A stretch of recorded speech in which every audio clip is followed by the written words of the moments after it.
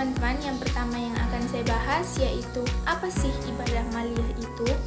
Nah, ibadah maliyah merupakan amalan-amalan ibadah yang lebih banyak dilakukan menggunakan sarana harta benda atau ibadah yang diwujudkan dalam bentuk pemberian harta atau terkait dengan harta. Ibadah maliyah juga bisa digunakan sebagai sarana investasi amal yang tak akan pernah berhenti pahalanya, walaupun yang bersangkutan sudah meninggal dunia, atau biasa dikenal dengan nama amal jariyah. Adapun macam-macam ibadah maliyah, yang pertama yaitu zakat. Zakat menurut bahasa artinya bersih, suci, subur, berkat dan berkembang. Zakat menurut istilah artinya harta tertentu yang wajib dikeluarkan oleh orang yang beragama Islam, diberikan kepada golongan yang berhak untuk menerimanya. Adapun dua jenis zakat yaitu zakat fitrah, zakat yang wajib dikeluarkan oleh seorang muslim menjelang Idul Fitri di bulan Ramadan dengan besar 2,7 kg, dan zakat mal, zakat yang dikeluarkan seorang muslim mencakup hasil perniagaan, pertanian, pertambangan, hasil laut, emas dan perak, dan lain sebagainya. Yang kedua yaitu infak. Infak adalah mengeluarkan sebagian harta untuk sesuatu kepentingan yang diperintahkan oleh Allah Subhanahu wa Ta'ala.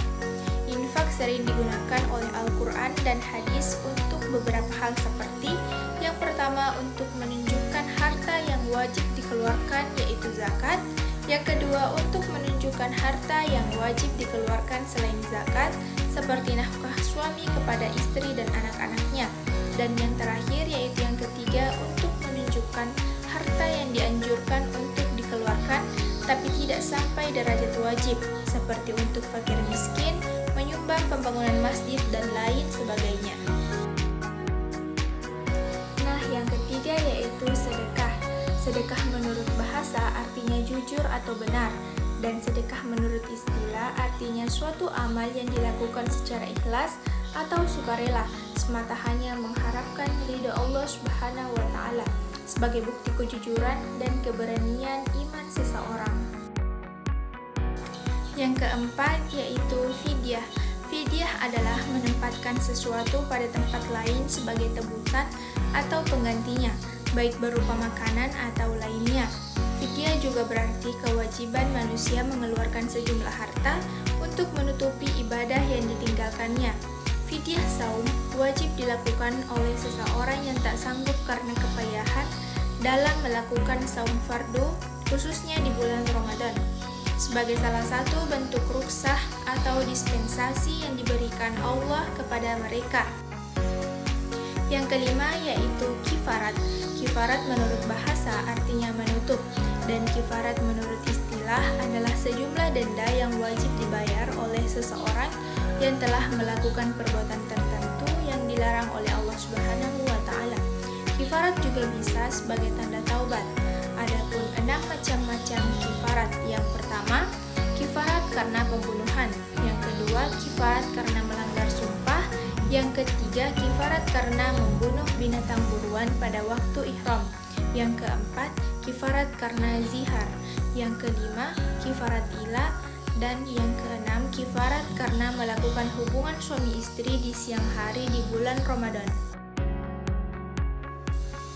Yang keenam yaitu kurban. Kurban berasal dari bahasa Arab yaitu kurban, yang berarti dekat. Disebut juga dengan al-udhiyah dan hadiyah, yang berarti binatang sembelih seperti unta, sapi, dan kambing yang disembelih pada hari raya Idul Adha dan hari tasyrik sebagai bentuk mendekatkan diri kepada Allah Subhanahu wa Ta'ala. Binatang yang tidak diperbolehkan untuk dikurbankan, yang pertama yaitu penyakitnya terlihat jelas, yang kedua terlihat jelas kebutaannya, yang ketiga tidak ada sambung tulang dengan saking kurusnya, dan yang keempat yaitu cacat. Rasulullah Shallallahu Alaihi Wasallam bersabda, ada 4 penyakit pada binatang kurban yang dengan kurban itu tidak mencukupi, yaitu yang buta dengan kebutaan yang nampak sekali, dan yang sakit dengan penyakit yang terlihat sekali, dan pincang sekali, dan yang kurus sekali. Hadis riwayat Tirmizi. Yang ketujuh yaitu akikah. Akikah menurut bahasa artinya pemotongan, dan akikah menurut istilah artinya menyembelih kambing di hari ketujuh kelahiran seorang bayi, sebagai salah satu wujud atas ungkapan rasa syukur atas rahmat Allah Subhanahu wa Ta'ala berupa kelahiran seorang anak. Imam Ahmad dan Tirmizi meriwayatkan dari Ummu Karas Al-Khadijah bahwa ia bertanya kepada Rasulullah tentang akikah. Dia bersabda, bagi anak laki-laki disembelih 2 ekor kambing dan bagi anak perempuan disembelih 1 ekor, dan tidak akan membahayakan kamu sekalian apakah sembelihan itu jantan atau betina. Yang kedelapan yaitu al-hadyu. Al-hadyu merupakan suatu bentuk penyembelihan binatang ternak atau domba sebagai denda.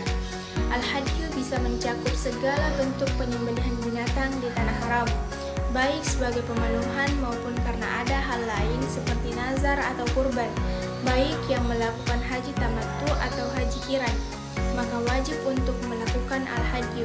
Jika tidak, maka wajib untuk melakukan puasa 10 hari yang pelaksanaan puasanya 3 hari di tanah suci dan 7 hari di luar tanah suci. Yang terakhir atau yang kesembilan yaitu dam.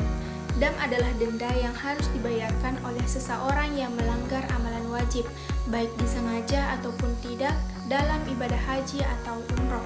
Dam dalam ibadah haji yang pertama yaitu dam haji tamattu atau haji qiran, yang kedua dam fidyah, yang ketiga dam jasa, dan yang keempat dam ihzar, dan yang kelima dam jima.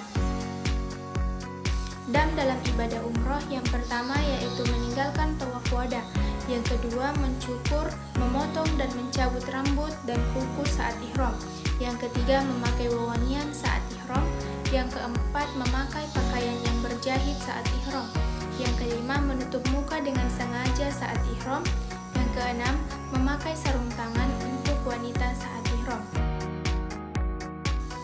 Baik teman-teman, yang terakhir yang akan saya bahas yaitu urgensi ibadah maliyah. Jika dilihat dari berbagai segi, maka ibadah maliyah memiliki artian yang sangat penting.